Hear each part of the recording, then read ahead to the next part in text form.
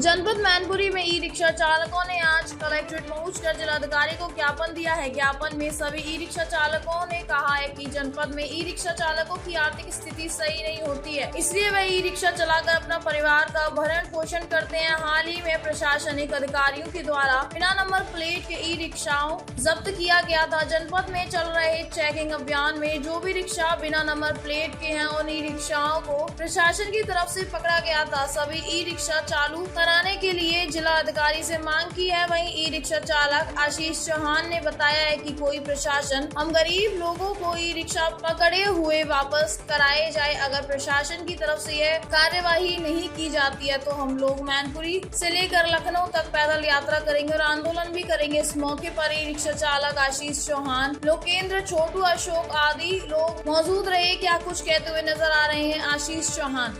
क्या नाम है? आशीष चौहान। आज ये काफ़ी लोग आपके साथ हैं, ये क्या है और ये क्या समस्या है? सर मामला ये है कि जो बिना नंबर ई रिक्शा हैं वो पकड़े जा रहे हैं जिला मैनपुरी के अंदर।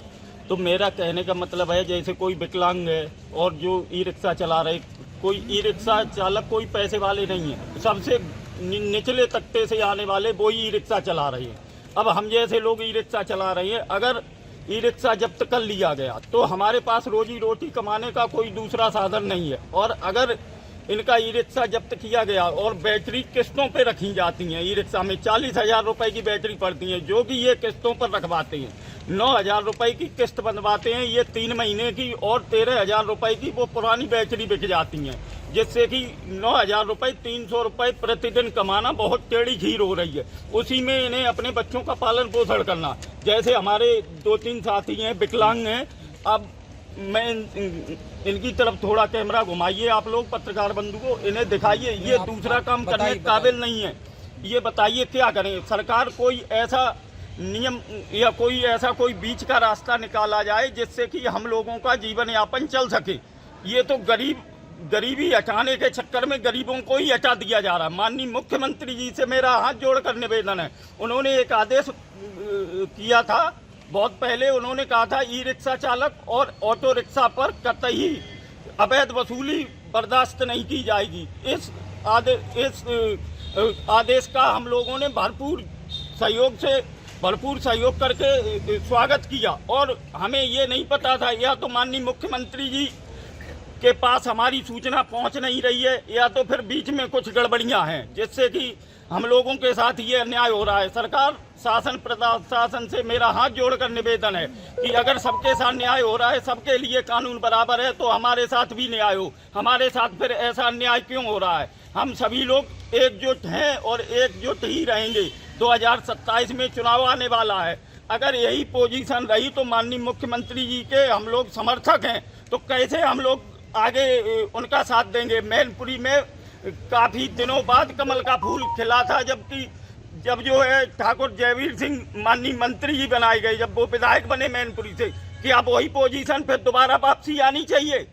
अगर माननीय मुख्यमंत्री जी जरा भी गरीबों के हितैषी हैं तो हमारे साथ जरूर न्याय करेंगे। मैं उन्हें भगवान स्वरूप समझते हुए ये बात रख रहा हूँ, वो हम लोगों की बात जरूर सुनेंगे। मैं जिलाधिकारी महोदय से हाथ जोड़कर निवेदन करता हूँ कि ऐसा आदेश का पालन न करवाया जाए जिससे गरीब की झोपड़ी, कुटिया और दोनों के लिए नुकसानदायक हो।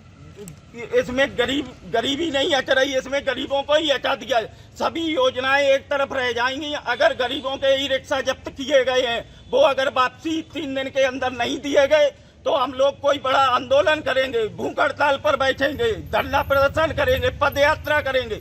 यहाँ से लेके लखनऊ तक दंडवत यात्रा होगी हमारी।